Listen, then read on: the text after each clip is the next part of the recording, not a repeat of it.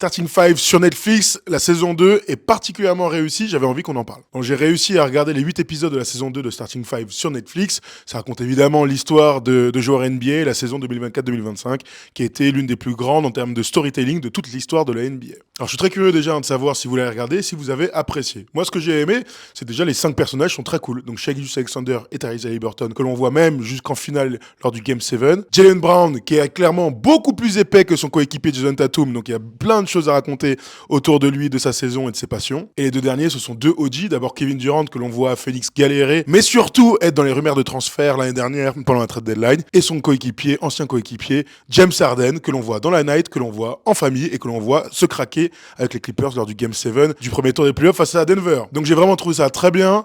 Pour le coup, de super images, mais ça on a l'habitude sur Netflix. Mais pour la première fois, j'ai l'impression que c'était pas trop fake. En même temps, il n'y avait pas LeBron James. Dites-moi si vous avez kiffé.